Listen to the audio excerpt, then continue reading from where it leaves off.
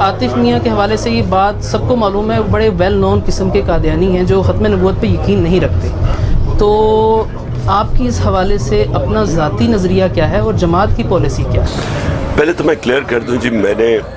Professor Atif میاں کا نام اس لیے لیا تھا کیونکہ میں پڑھ رہا تھا، میں تو میگزین میں پڑھا کہ دنیا کے ٹاپ 25 اکانومسٹ میں وہ ایک ہیں۔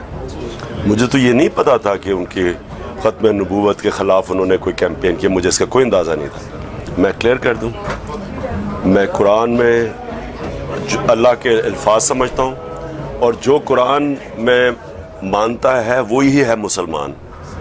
اور قرآن کے اندر جب واضح لکھا ہوا ہے کہ آخری پیغمبر ہمارے پیارے نبی صلی اللہ علیہ وسلم ہے، تو جو اس کو ان کو آخری پیغمبر نہیں مانتا وہ مسلمان نہیں ہو سکتا، کیونکہ قرآن جو ہے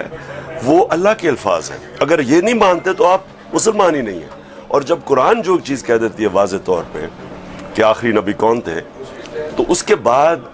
بات ختم ہو جاتی ہے کہ اگر آپ یہ کہیں کہ جی کوئی اور اس کے بعد نبی ہے اور آپ اپنے آپ کو مسلمان کہیں، آپ مسلمان نہیں ہو سکتے۔ ٹھیک ہے، اور دوسرا یہ بتائیے گا کہ پاکستان میں 1974 کے آئین کے تحت قادیانیوں کو غیر مسلم اقلیت ڈکلیئر کیا گیا۔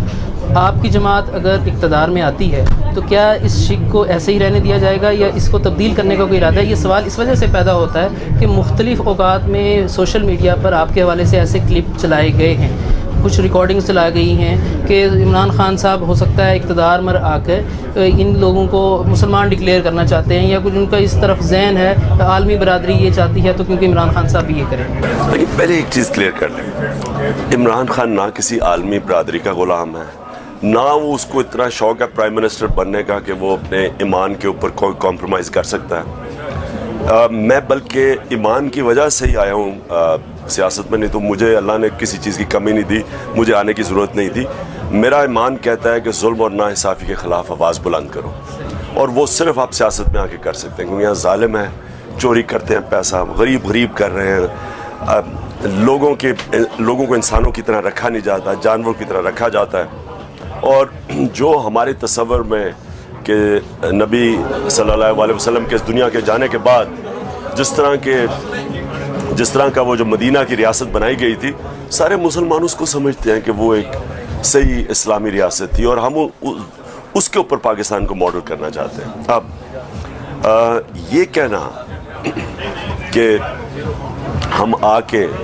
تو یہ چینج کر دیں گے، کوئی قانون چینج کر دیں گے، بالکل غلط بات ہے یہ۔ ہاں، ہم یہ چاہتے ہیں کہ سارے انسان، رب العالمین ہے، سب انسانوں کا خدا ہے، قانون کے سامنے سب ایک برابر ہو، اور یہ مدینہ کی ریاست میں تھا کہ سب کے حقوق تھے، عیسائیوں کے حقوق تھے،